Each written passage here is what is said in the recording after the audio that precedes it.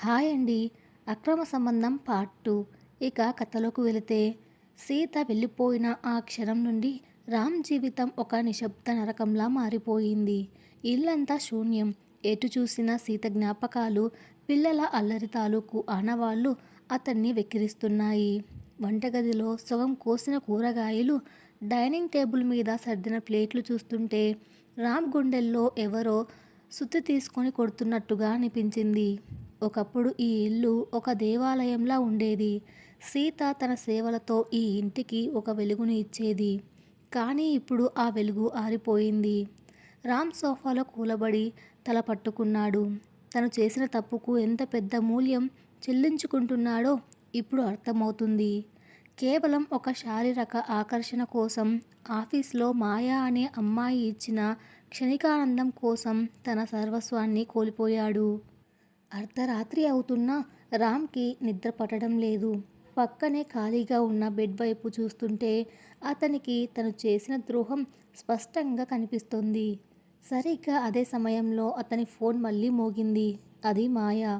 ఆ పేరు చూడగానే రామ్కి ఒళ్ళంతా కంపరం పుట్టింది. ఒకప్పుడు ఆ పేరు కోసం ఆరాటపడిన అతను ఇప్పుడు ఆ పేరు వింటేనే అసహించుకుంటున్నాడు. ఫోన్ ఎత్తగానే మాయ గొంతులో ఎగతాళి కనిపించింది. ఏంటి రామ్, పెళ్ళాం వెళ్ళిపోయిందని ఒంటరిగా కూర్చొని ఏడుస్తున్నావా? బాగుంది. ఇప్పుడు నీకు ఏ అడ్డంకి లేదు.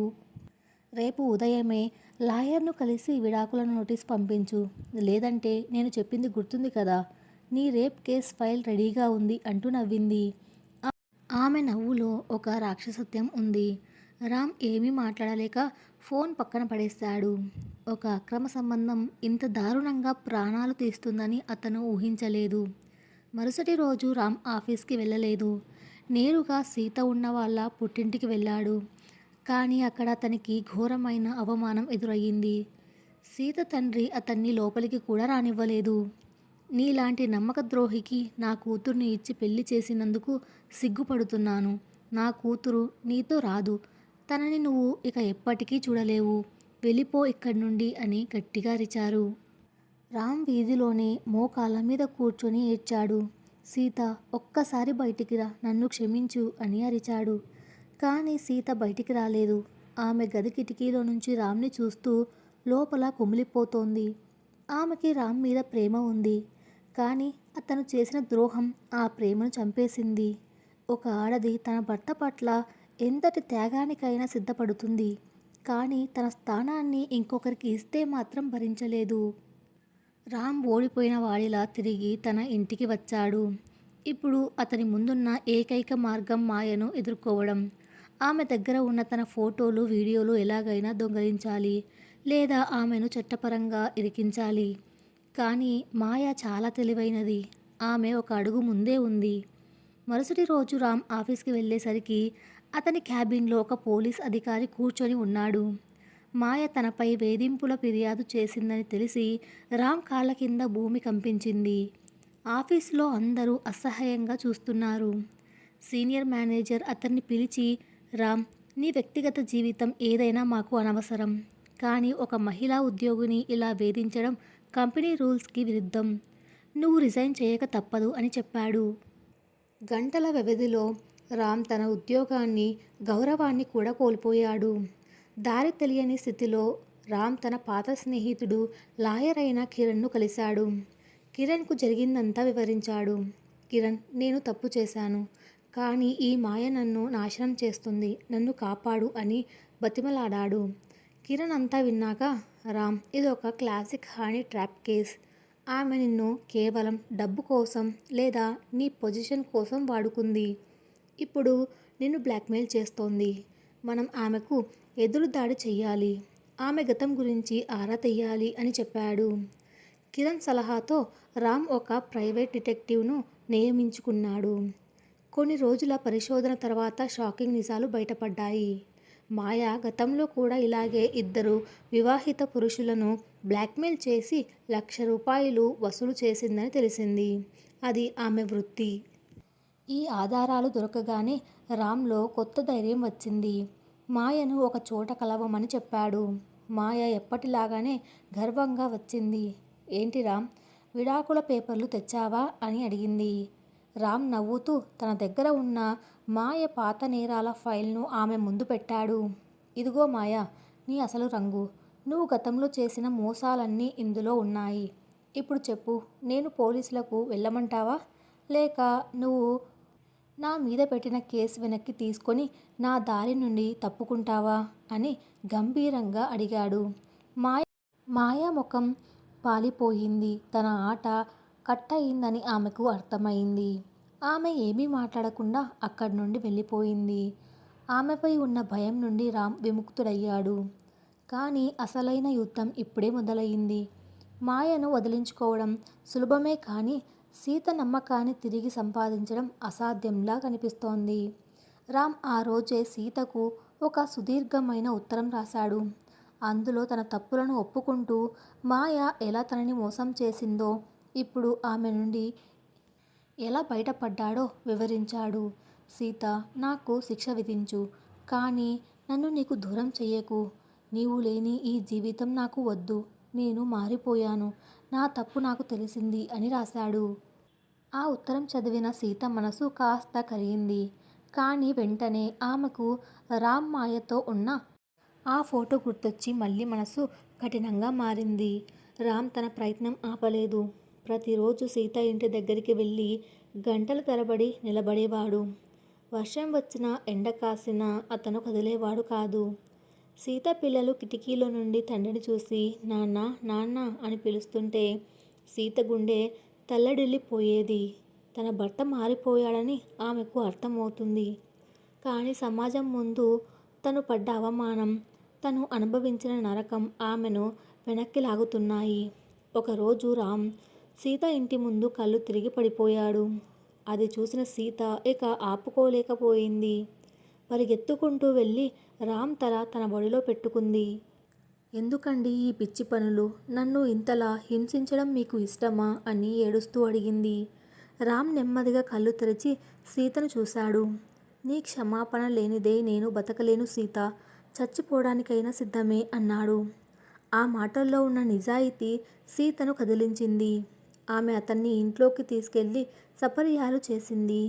కానీ ఆమె ఇంకా అతన్ని పూర్తిగా క్షమించలేదు. మీరు చేసిన తప్పు చాలా పెద్దది. దానికి కాలమే సమాధానం చెప్పాలి. ఇప్పుడే నేను మీతో కలిసి రాలేను. మీరు మళ్ళీ ఒక మంచి మనిషిగా నిరూపించుకోండి. అప్పటిదాకా నేను ఇక్కడే ఉంటాను అని చెప్పింది. రామ్ సరేనన్నాడు. అతను ఒక కొత్త కంపెనీలో చిన్న ఉద్యోగంలో చేరాడు. తన జీతంలో మెజారిటీ భాగం సీతకి పంపిస్తూ ప్రతి వారం పిల్లలను చూడ్డానికి వెళ్తున్నాడు. నిజమైన పశ్చాత్తాపం మనిషిని మారుస్తుంది. రామ్ ఇప్పుడు సీతకు ఒక భర్తగా కంటే ఒక భక్తుడిలా మారిపోయాడు.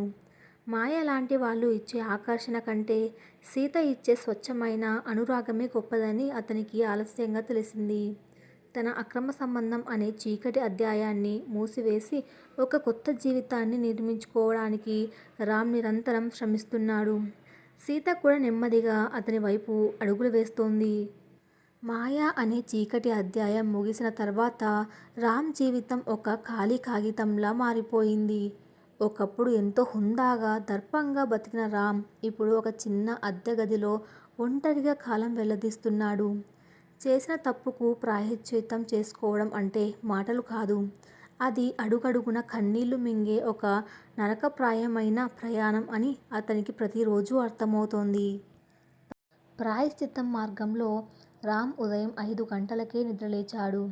ఒకప్పుడు సీత తెచ్చి ఇచ్చే వేడి కాఫీతో అతని ఉదయం మొదలయ్యేది. కానీ ఇప్పుడు ఒక పాత స్టవ్ మీద తన కాఫీ తానే పెట్టుకుంటున్నాడు.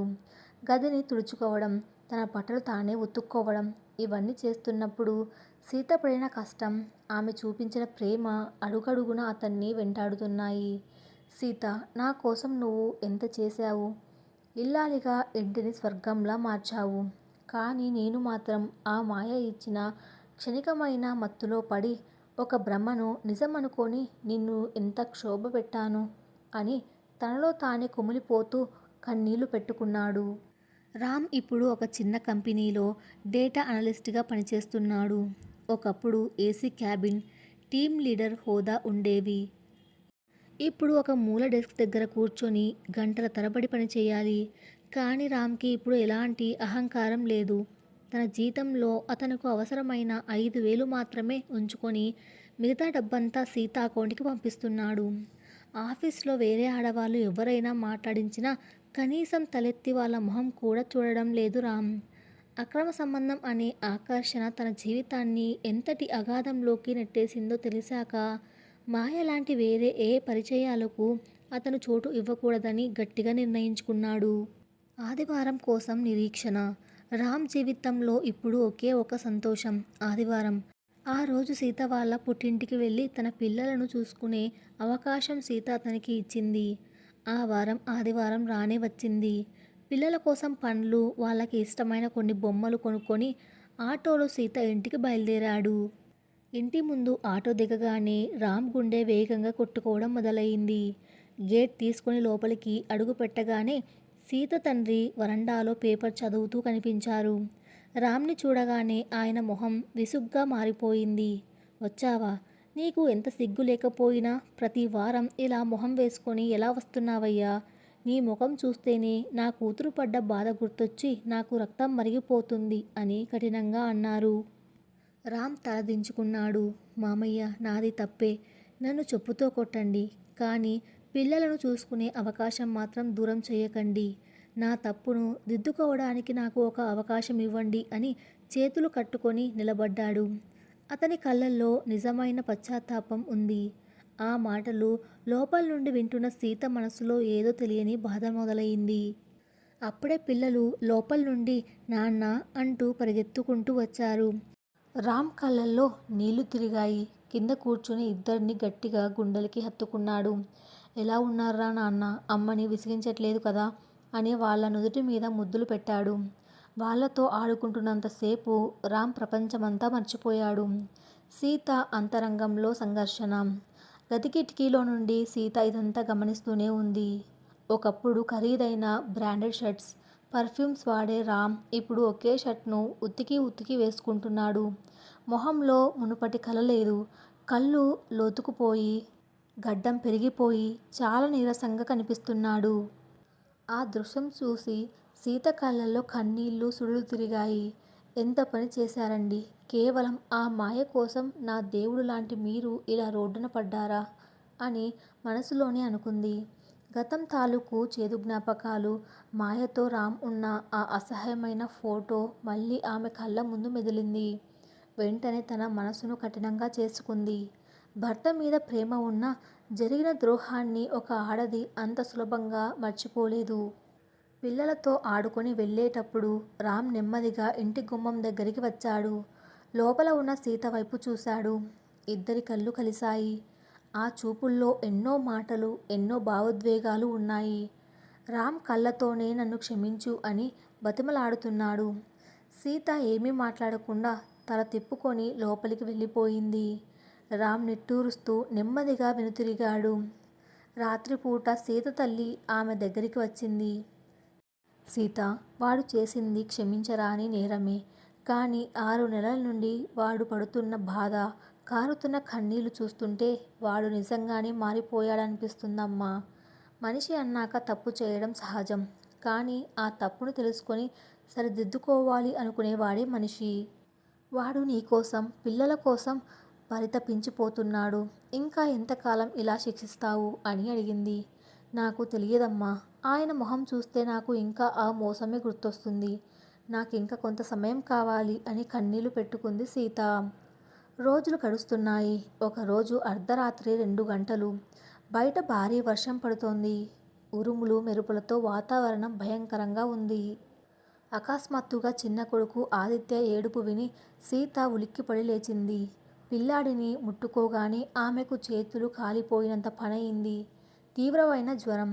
పిల్లాడు జ్వరంతో వణికిపోతూ స్పృహ తప్పుతున్నాడు. సీతకు ఏం చేయాలో పాలుపోలేదు. ఇంట్లో తల్లిదండ్రులు, వయసు పైబడిన వాళ్ళు.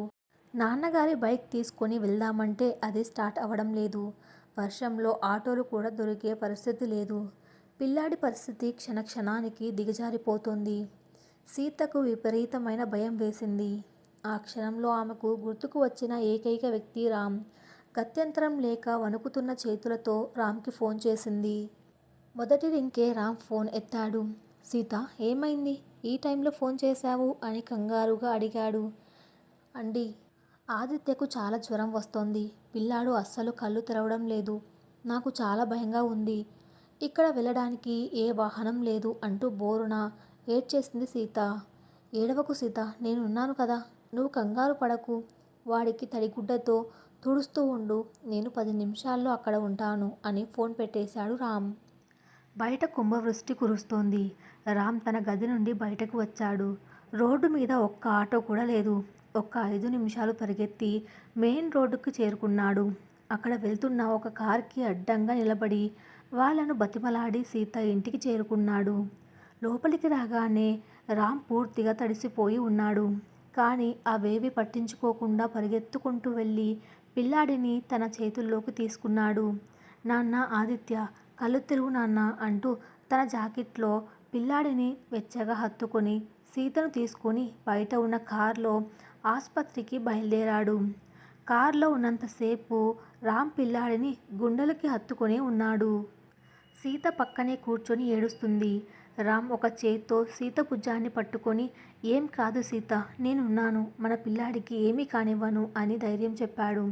ఆ స్పర్శలో ఒకప్పటి ఆ భద్రత, ప్రేమ సీతకు మళ్ళీ కనిపించాయి. ఆస్పత్రికి చేరుకోగానే డాక్టర్లు పిల్లాడిని ఎమర్జెన్సీ వార్డులోకి తీసుకెళ్లారు. బయట రామ్, సీత టెన్షన్తో అటూ ఇటూ తిరుగుతున్నారు. రామ్ బట్టల నుండి నీళ్లు కారుతున్నాయి. చలికి వణుకుతున్నాడు. కానీ అతని దృష్టి అంతా వార్డ్ లోపలే ఉంది. అరగంట తర్వాత డాక్టర్ బయటికి వచ్చారు. టెన్షన్ పడాల్సిన పని లేదు. Severe viral fever. ఇంకొక అరగంట లేట్ అయ్యి ఉంటే ఫిట్స్ వచ్చేవి. సరైన సమయానికి తీసుకొచ్చారు. ఇప్పుడు బాబు సేఫ్. జ్వరం తగ్గుతోంది అని చెప్పారు. ఆ మాట వినగానే రామ్ కుప్పకూలిపోయి దేవుడికి దండం పెట్టుకున్నాడు. సీత కూడా ఊపిరి పీల్చుకుంది. తను కనుక రామ్కి ఫోన్ చేయకపోతే ఎంత ఘోరం జరిగి ఉండేదో తలుచుకొని ఆమె వణికిపోయింది. ఉదయం 4 గంటలవుతోంది. పిల్లాడు సలైన్ ఎక్కించుకుంటూ ప్రశాంతంగా నిద్రపోతున్నాడు.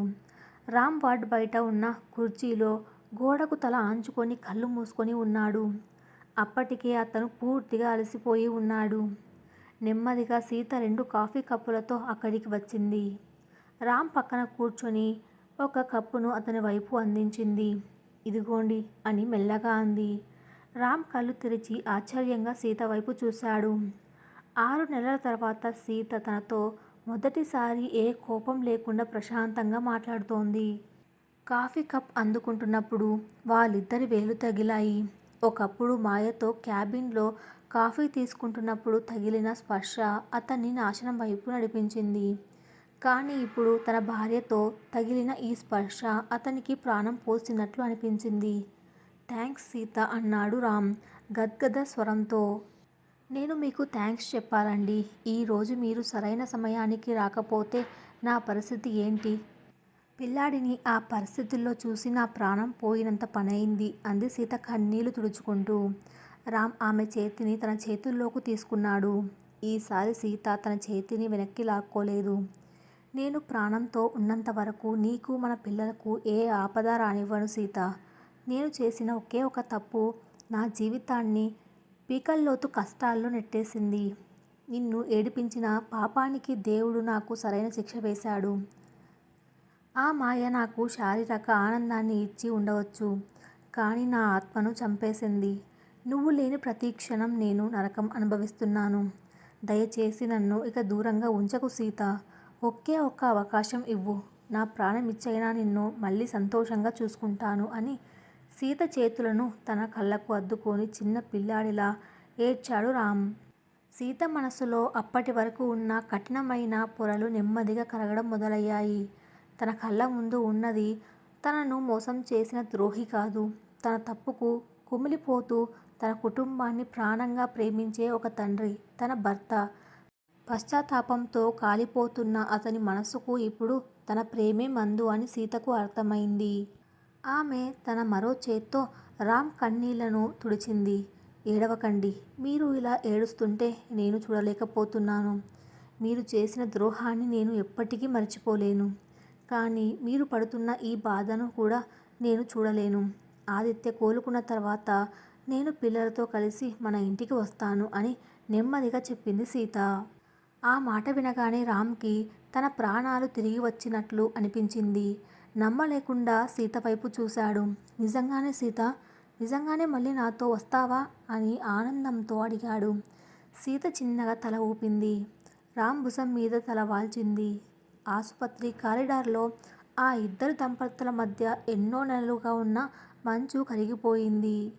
ఒకరికి ఒకరు తోడుగా ఉండాలన్న భావన వారి మధ్య మళ్ళీ చిగురించింది. రామ్ ఒక కొత్త మనిషిలా మారడానికి సిద్ధమయ్యాడు. మాయ సృష్టించిన చీకటి తొలగిపోయి రామ్, సీతల జీవితంలో మళ్ళీ ఒక కొత్త ఉదయం ఉదయించబోతుంది. ఆ చీకటి గదిలో నిద్రపోతున్న ఆదిత్య పెదవులపై కూడా ఒక చిన్న చిరునవ్వు కనిపించింది. ఆసుపత్రిలో ఆదిత్య పూర్తిగా కోలుకున్న తర్వాత సీత ఇచ్చిన మాట ప్రకారం రామ్ జీవితంలోకి తిరిగి రావడానికి సిద్ధమైంది. కానీ రామ్కి తెలుసు, తను ఉంటున్న ఆ చిన్న అద్దె గదిలోకి తన భార్య పిల్లలను తీసుకువెళ్ళలేడు. వాళ్ళకి మునుపటి లాంటి సౌకర్యాలు ఇవ్వకపోయినా కనీసం ప్రశాంతంగా ఉండే ఒక చిన్న ఇల్లు కావాలి. అందుకే ఆసుపత్రి నుండి వాళ్ళు డిశ్చార్జ్ అయ్యే లోపే రామ్ తన ఆఫీస్కి దగ్గరలో ఉన్న చక్కటి 2 గదుల ఇల్లు అద్దెకు తీసుకున్నాడు. తన దగ్గర ఉన్న కొద్దిపాటి డబ్బుతోనే ఇంటికి కావాల్సిన కనీస వస్తువులు, పిల్లలకి కావలసినవి అన్నీ అమర్చాడు. ఆదివారం ఉదయం సీత వాళ్ళ నాన్న ఆటోలో సీతను, పిల్లలను తీసుకొని రామ్ కొత్త ఇంటికి వచ్చారు. రామ్ ఉదయాన్నే లేచి ఇల్లంతా శుభ్రం చేసి గుమ్మం ముందు సీతకు ఇష్టమైన ముగ్గు వేశాడు. గుమ్మానికి మామిడి ఆకుల తోరణాలు కట్టాడు.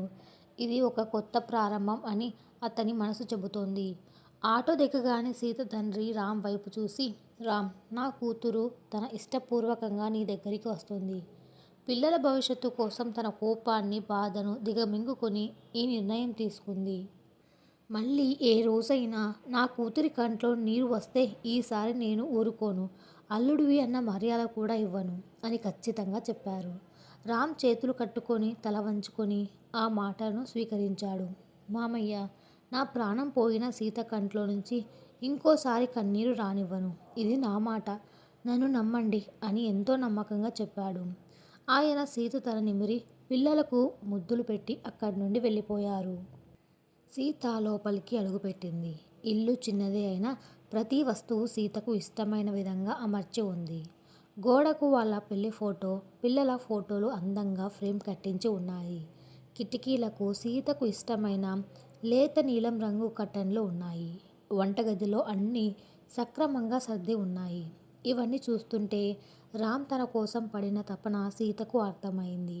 ఒకప్పుడు తను నీళ్లు ఇస్తే తాగే రామ్ ఇప్పుడు తన కోసం ఒక ఇంటిని ఇంత అందంగా తీర్చిదిద్దాడంటే అతనిలో ఎంత మార్పు వచ్చిందో ఆమె గ్రహించింది. ఇల్లు చాలా బాగుందండి అని మెల్లగా అంది సీత. ఆ మాట వినగానే రామ్ మొహంలో 1000 వాట్స్ బల్బు వెలిగినంత ఆనందం కనిపించింది. నీకు నచ్చిందా సీత? నువ్వు వస్తున్నావని తెలిసిన రాత్రే ఈ ఇల్లు మాట్లాడాను. నీకు ఎలా ఇష్టమో అలానే సర్దాను. ఇంకేమైనా కావాలంటే చెప్పు, వెంటనే తెచ్చేస్తాను అన్నాడు ఎంతో ఉత్సాహంగా. అలాగేనండి, పిల్లలు జర్నీ చేసి అలసిపోయారు. వాళ్ళకి స్నానం చేయించి భోజనం పెడతాను అంటూ తన బ్యాగులు తీసుకొని లోపలికి వెళ్ళింది సీత. పగలంతా పిల్లల అల్లరితో ఇల్లు సందడిగా గడిచిపోయింది. రామ్ కూడా పిల్లలతో కలిసిపోయి కానీ రాత్రి అయ్యేసరికి ఇంట్లో ఒక రకమైన నిశ్శబ్దం అలుముకుంది. పిల్లలు నిద్రపోయారు. బెడ్రూమ్లో సీత పక్క దుప్పటి సర్దుతోంది. రామ్ నెమ్మదిగా గదిలోకి వచ్చాడు. ఒకప్పుడు అదే గదిలో ఇద్దరు ఎన్నో కబుర్లు చెప్పుకునేవాళ్ళు. ఒకరి కౌగిల్లో ఒకరు బందీ అయ్యేవాళ్ళు. కానీ ఇప్పుడు పరిస్థితి వేరు. సీత రామ్ని క్షమించి ఇంటికి వచ్చిన మాట వాస్తవమే. కానీ ఆమె మనసులో ఇంకా ఆ పాత గాయం తాలూకు భయం, వెలితి అలాగే ఉన్నాయి. రామ్ తనను తాకబోతే ఆమెకు ఇంకా ఆ మాయతో అతను ఉన్న దృశ్యాలే గుర్తుకు వస్తాయి. నమ్మకం అనేది ఒక్కసారి ముక్కలయ్యాక తిరిగి అతుక్కోవడానికి చాలా సమయం పడుతుంది. ఇది రామ్కి కూడా తెలుసు. అందుకే అతను సీతను ఇబ్బంది పెట్టదలుచుకోలేదు. కబోర్డ్లో నుండి ఒక దుప్పటి, దిండు తీసుకుని కింద నేల మీద పరుపు వేసుకున్నాడు. సీత ఆశ్చర్యంగా అతని వైపు చూసింది. ఏంటండి కింద పడుకుంటున్నారు అని అడిగింది. రామ్ ఆమె వైపు చూసి చిన్నగా నవ్వాడు. సీత, నువ్వు నన్ను క్షమించి ఈ ఇంటికి రావడమే నాకు పెద్ద వరం. నీ మనసులో నా మీద ఉన్న గౌరవం, నమ్మకం పూర్తిగా పోయాయని నాకు తెలుసు. అవి తిరిగి సంపాదించుకోవడానికి నాకు సమయం కావాలి. నువ్వు ఎప్పుడైతే మనస్ఫూర్తిగా నన్ను నీ భర్తగా తిరిగి అంగీకరిస్తావో ఆ రోజే నేను నీ పక్కన పడుకుంటాను. అంతవరకు నాకు ఈ నేల మీదే చోటు. నువ్వు ప్రశాంతంగా నిద్రపో అని లైట్ ఆఫ్ చేసి కింద పడుకున్నాడు. చీకట్లో సీత కళ్ళ వెంట 2 కన్నీటి బొట్లు రాలాయి. ఒకప్పుడు తనని బలవంతంగానైనా దగ్గరికి తీసుకునే రామ్ ఇప్పుడు తన అనుమతి కోసం, తన మనసు గెలుచుకోవడం కోసం ఇంతలా తపిస్తున్నాడు. అతని పశ్చాత్తాపం నిజమైనదే అని ఆమెకు స్పష్టంగా అర్థమవుతోంది. మరుసటి రోజు ఉదయం సీత నిద్రలేచేసరికి 6:30 అవుతోంది. పిల్లాడికి జ్వరం కారణంగా రాత్రి సరిగ్గా నిద్రపట్టలేదు. అందుకే లేవడం లేట్ అయింది. కంగారుగా గడియారం చూసుకొని ఉలిక్కిపడి లేచింది. అయ్యో, ఆయనకు ఆఫీస్కి లేట్ అయిపోతుందేమో, ఇంకా టిఫిన్ చేయలేదు అనుకుంటూ వంటగదిలోకి పరిగెత్తింది. కానీ వంటగదిలో దృశ్యం చూసి ఆమె ఆశ్చర్యపోయింది. రామ్ అప్పటికే స్నానం చేసి రెడీ అయ్యి ఉన్నాడు. స్టవ్ మీద ఉప్మా వేడివేడిగా రెడీగా ఉంది. పక్కనే కాఫీ కూడా కలిపి ఉంచాడు. సీత రావడం చూసి రామ్ నవ్వాడు. Good morning Sita. రాత్రి నువ్వు సరిగ్గా పడుకోలేదని నిన్ను లేపలేదు. టిఫిన్ నేనే చేశాను. ఇదిగో నీ వేడి వేడి కాఫీ అంటూ ఆమె చేతికి కాఫీ కప్పు అందించాడు. సీతకు నమ్మశక్యంగా లేదు. 7 ఏళ్ల కాపురంలో ఏ రోజు రామ్ వంటగది వైపు అడుగుపెట్టలేదు. మీరు వంట చేశారా? ఆఫీస్కి లేట్ అవ్వదా అని అడిగింది. ఆఫీస్ పని ఎప్పుడూ ఉండేదే సీత. కానీ ఇన్నాళ్ళు నువ్వు నా కోసం ఎంత కష్టపడ్డావో నేను ఇప్పుడు అర్థం చేసుకుంటున్నాను. ఇక నుండి ఇంట్లో పనులన్నీ నీ ఒక్కదాని బాధ్యత కాదు, నాది కూడా. నువ్వు కాఫీ తాగి రిలాక్స్ అవ్వు. పిల్లలు లేచాక వాళ్ళకి ఉప్మా పెట్టు. నేను ఆఫీస్కి బయలుదేరుతున్నాను అంటూ తన లంచ్ బాక్స్ తానే సర్దుకొని బ్యాగ్లో పెట్టుకున్నాడు రామ్. వెళ్ళబోతూ గుమ్మం దగ్గర ఆగి సీత వైపు తిరిగాడు. సీత, మధ్యాహ్నం టైంకి భోజనం చెయ్యి. పిల్లాడికి మందులు వేయడం మర్చిపోకు. నేను సాయంత్రం త్వరగా వచ్చేస్తాను అని చెప్పి వెళ్ళిపోయాడు. చేతిలో ఉన్న కాఫీ కప్పు నుండి వస్తున్న ఆవిర్లు సీత ముఖాన్ని తాకుతున్నాయి. ఆ కాఫీ రుచి ఎప్పుడూ లేనంత అద్భుతంగా అనిపించింది ఆమెకు. తన భర్త తనను ఒక పనిమనిషిలా కాకుండా ఒక ఇల్లాలుగా, తన జీవిత భాగస్వామిగా గౌరవిస్తున్నాడు అన్న ఫీలింగ్ ఆమె మనసులో ఉన్న మంచును వేగంగా కరిగిస్తోంది. వారం రోజులు గడిచాయి. రామ్ దినచర్యలో ఎలాంటి మార్పు లేదు. ఆఫీస్ నుండి రాగానే పిల్లలతో ఆడుకోవడం, సీతకు వంటలో సహాయం చేయడం, కిరాణా సామాన్లు తీసుకురావడం, ఇలా ఒక ఆదర్శవంతమైన భర్తగా మారిపోయాడు. ఆ మాయ ప్రస్తావన కానీ, పాత విషయాలు కానీ వాళ్ళ మధ్య రాలేదు. అంత సవ్యంగా సాగుతోంది అనుకుంటున్న సమయంలో ఒకరోజు రాత్రి సీతకు ఒక పీడకల వచ్చింది. కలలో రామ్ మళ్ళీ మాయతో కారులో వెళ్ళిపోతున్నాడు. సీత వెనక పరిగెడుతూ కారు ఆపమని అరుస్తుంది. కానీ రామ్ ఆమె వైపు కనీసం తిరిగి కూడా చూడకుండా మాయతో నవ్వుతూ వెళ్ళిపోతున్నాడు. పిల్లలు ఏడుస్తున్నారు. వద్దండి, ప్లీజ్ వెళ్ళకండి అంటూ గట్టిగా అరుస్తూ నిద్రలో నుంచి ఉలిక్కిపడి లేచింది సీత. ఆమె వళ్ళంతా చెమటలు పట్టి ఉన్నాయి. గుండె వేగంగా కొట్టుకుంటోంది. గాలి కోసం ఆపసోపాలు పడుతోంది. కింద పడుకున్న రామ్ ఆ అరుపు విని కంగారుగా లేచాడు. వెంటనే లైట్ ఆన్ చేసి ఆమె దగ్గరికి వెళ్ళాడు. సీత, ఏమైంది? పీడకల ఏమైనా వచ్చిందా అంటూ కంగారుగా టేబుల్ మీద ఉన్న వాటర్ బాటిల్ తీసి ఆమెకు నీళ్లు అందించాడు. సీత వణుకుతున్న చేతులతో నీళ్లు తాగి రామ్ వైపు చూసింది. అతను తన పక్కనే ఉన్నాడు. తను ఎక్కడికి వెళ్ళలేదు అన్న నిజం ఆమెకు ఊరటనిచ్చింది. కానీ ఆ కలలోని భయం ఆమెను వదలలేదు. అప్రయత్నంగా ఆమె రామ్ని గట్టిగా హత్తుకుని ఏడ్చేసింది. రామ్ ఒక్క క్షణం ఆశ్చర్యపోయాడు. సీత తనను ఇన్ని నెలల తర్వాత అలా హత్తుకోవడం అతనికి ఒక ఎమోషనల్ షాక్. అతను కూడా నెమ్మదిగా ఆమెను తన చేతుల్లోకి తీసుకున్నాడు. ఆమె వీపు నిమురుతూ ఓదార్చాడు. ఏడవకు సీత, నేను ఇక్కడే ఉన్నాను. ఎక్కడికి వెళ్ళలేదు. ఏమైంది? కలలో ఏం చూశావు అని అడిగాడు. సీత కన్నీళ్లు తుడుచుకుంటూ, మీరు మీరు మళ్ళీ నన్ను వదిలేసి వెళ్ళిపోతున్నట్లు కల వచ్చింది.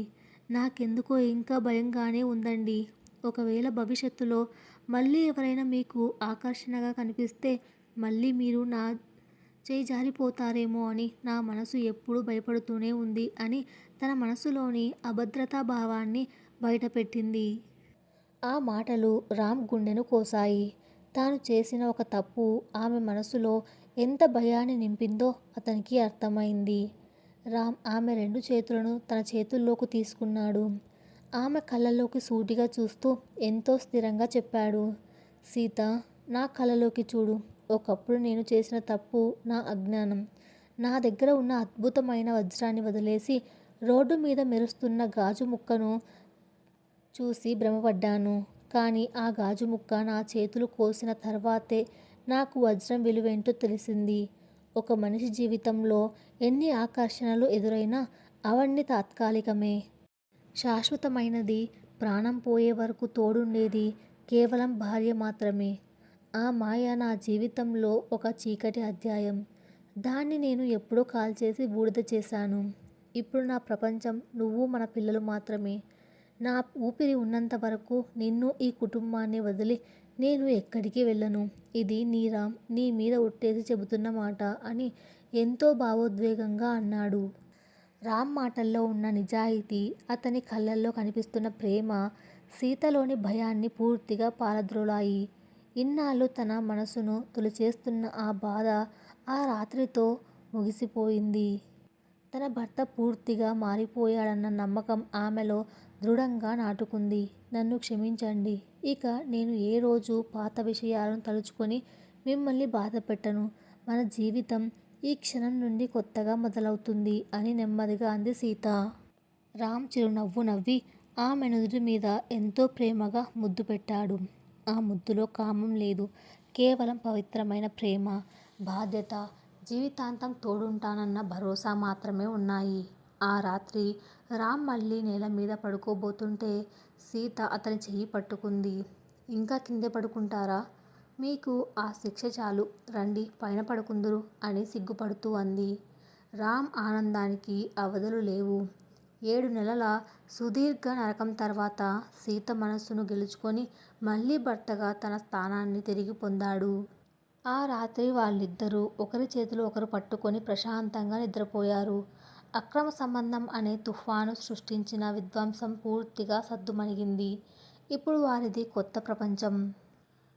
నెలలు గడిచాయి. రామ్ తన కొత్త ఆఫీస్లో కష్టపడి పనిచేస్తూ మళ్ళీ మంచి పొజిషన్కి వచ్చాడు. సీత కూడా పాత విషయాలన్నిటినీ మర్చిపోయి ఒకప్పటిలా తన భర్తను దేవుడిలా ఆరాధించడం మొదలుపెట్టింది. వాళ్ళిద్దరి మధ్య ఉన్న ప్రేమ ఇప్పుడు మునుపటి కంటే 100 రెట్లు బలపడింది. ఒకరినొకరు కోల్పోతామన్న భయం వారిని మరింత దగ్గర చేసింది. ఒక ఆదివారం ఉదయం పిల్లలు పార్క్కి ఆడుకోవడానికి వెళ్లారు. ఇంట్లో రామ్, సీత మాత్రమే ఉన్నారు. సీత వంటగదిలో కూరగాయలు కోస్తుంటే రామ్ వెనక నుండి వచ్చి ఆమెను నెమ్మదిగా కౌగిలించుకున్నాడు. ఏంటండి, పగలే మొదలుపెట్టారా? పిల్లలు వచ్చేస్తారు, వదలండి అంటూనే ఆమె పెదవులపై చిలిపి నవ్వు మెరిసింది. పిల్లలు రావడానికి ఇంకా గంట పడుతుంది సీత. పైగా నా భార్యను నేను ఎప్పుడైనా కౌగిలించుకోవచ్చు. దానికి టైంతో పనేంటి అంటూ ఆమె బుగ్గల మీద ముద్దు పెట్టాడు. ఈ మధ్య మీరు మరీ రొమాంటిక్గా మారిపోతున్నారు అంది సీత నటిస్తున్న కోపంతో. మరి నా ప్రాణం లాంటి భార్య పక్కన ఉంటే రొమాన్స్ రాకుండా ఎలా ఉంటుంది? అయినా సీత, ఈరోజు ఒక స్పెషల్ డే, నీకు గుర్తుందా అని అడిగాడు రామ్. సీత ఆలోచనలో పడింది. ఈరోజు మన పెళ్లి రోజు కాదు, ఎవరి పుట్టినరోజు కాదు, మరేంటి స్పెషల్? రామ్ నవ్వి తన జోబులో నుంచి ఒక చిన్న బాక్స్ తీసి సీత చేతిలో పెట్టాడు. అది తెరిచి చూసిన సీత ఆశ్చర్యపోయింది. అందులో ఒక అందమైన వజ్రపు ఉంగరం ఉంది. ఇది దేనికి అని అడిగింది కళ్ళల్లో ఆనందంతో. ఇది నువ్వు నా జీవితంలోకి తిరిగి వచ్చిన రోజు, నా తప్పును క్షమించి నాకు కొత్త జీవితాన్ని ఇచ్చిన రోజు. ఈ ఉంగరం నా పవిత్రమైన ప్రేమకు, నా విధేయతకు గుర్తు సీత. ఐ లవ్ యూ అంటూ ఆమె చేతికి ఆ ఉంగరం తొడిగాడు రామ్. సీత కళ్ళు ఆనంద బాష్పాలతో నిండిపోయాయి. రామ్ని గట్టిగా హత్తుకుంది. ఐ లవ్ యూ టూ అని ఆమె గుసగుసలాడింది. ఆ ఇద్దరి మధ్య తిరిగి చిగురించిన ప్రేమ, నమ్మకం వారి భవిష్యత్తును మరింత ఆనందంగా తీర్చిదిద్దబోతున్నాయి. ఒక తప్పు మనిషిని పాతాళానికి తొక్కేస్తే నిజమైన పశ్చాత్తాపం మనిషిని మళ్ళీ ఉన్నత స్థాయిలో నిలబెడుతుంది అనడానికి రామ్ సీతల జీవితమే ఒక ఉదాహరణ. ఇంతటితో ఈ కథ ముగిసినది. Thanks for listening.